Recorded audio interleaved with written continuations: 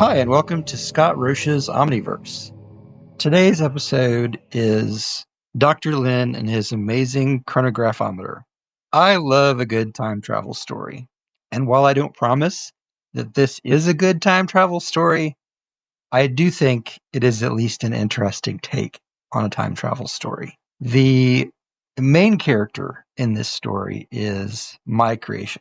Dr. Linn, as far as I know, does not really exist and will not exist. However, Dr. Weiss is a real character in the story, and the assassination attempt spoken of in the story really happened. I will leave it to you to read up on the history and what actually happened, and whether or not the potential outcome that I speak of in the story could have potentially happened had things gone differently.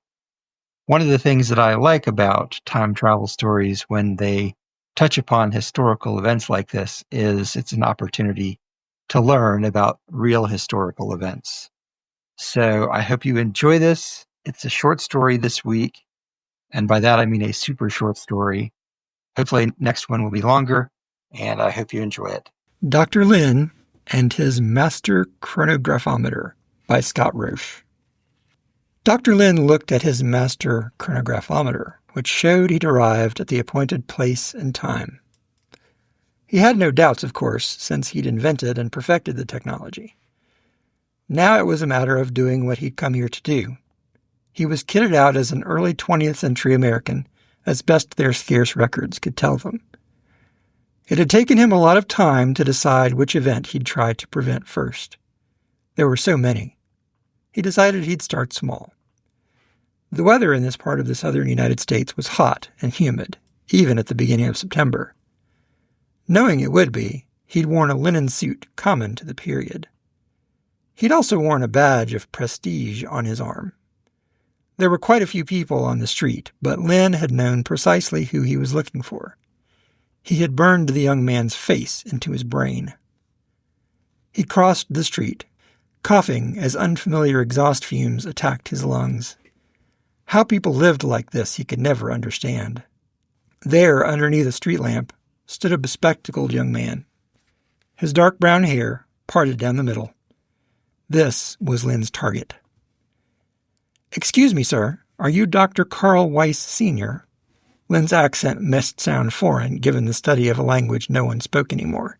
All they had in his wen were text files and a few bits of audio and video of poor quality. The young man, who had been looking at the impressive building nearby and chewing his nails, looked startled. "Why, yes, I am. Who are you?" "I am a fellow physician and engineer. My name is Seamus Linn. I'm familiar with you through your postgraduate work in Vienna." Linn extended his hand, hoping he was getting the greeting correct. "It is a pleasure to make your acquaintance." Weiss looked up at Linn's odd salute, arm up and palm down. "The pleasure is mine, Dr. Linn. Quite the coincidence running into you here of all places." "You would think so, yes, but I had the knowledge you would be here tonight." Linn was ready to render Weiss unconscious, if necessary, but hoped it would not be. "I have a most urgent matter I need to talk to you about." Weiss looked both troubled and intrigued. "How on earth did you know I'd be here?" "You have but to come with me and speak with me for a few moments, and I will make everything clear to you."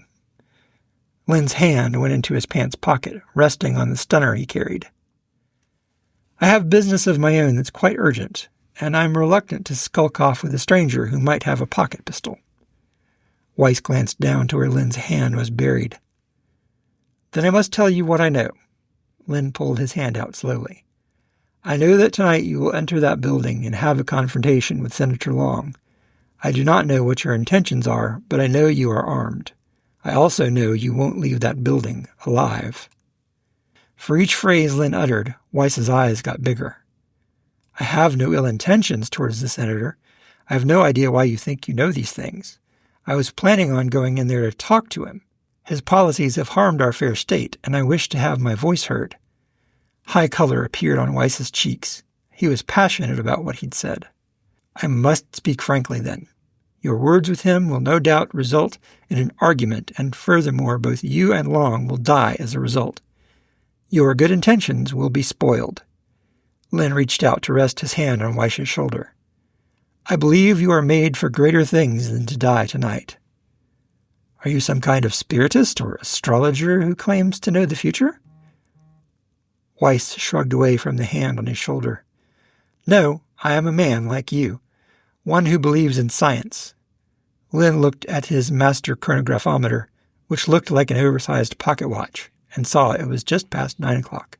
Tarry with me until 20 minutes have passed. This is all I ask and no more. Weiss touched his jacket under his left arm and shrugged. I can see no reason to deny you some conversation. You say you are a doctor and an engineer. Did you invent that remarkable timepiece? Linn smiled. I did indeed. It does much more than tell time, but perhaps we can talk about that later. Before their conversation could continue, a pair of men ran up to them. Linn was startled to see himself standing in a charcoal gray suit and wearing a patch over one eye. Next to him stood a doppelganger of Dr. Weiss. Linn Beta reached over and ripped the red armband off of Linn Alpha. You couldn't have known the significance of that, but I'm glad no one important saw it. He balled it up and thrust it in his pocket. Weiss Alpha looked back and forth at the Beta versions. What on earth? Weiss Beta smiled and patted his Alpha on the shoulder. I'm proof that what this man is saying is the truth, but there's more, isn't there? He looked at the Linn in the gray suit. Indeed. By not killing Long, the American Nazi Party gained prominence. He looked at his Alpha. When we go forward, we see that we made a mistake in our probability equation. I brought this young man back as proof to ensure that we kill Senator Long and have Weiss survive. You see, Linn Beta looked at Weiss Alpha, you are far more important than I knew. If you live, your family line will help push us out into the stars at least 200 years early. Weiss Alpha shook his head in disbelief. He looked like he was about to faint. I must be going mad. Weiss Beta shook his head. You aren't. He shook himself by the shoulder. Our future is so much brighter if we do what we came here to do, but live. I will go and do what needs must be done. You stay here with the Linns. But you'll die. He looked at Linn Alpha. Won't he? If he does, it won't matter, because his timeline will stop existing the minute Long dies.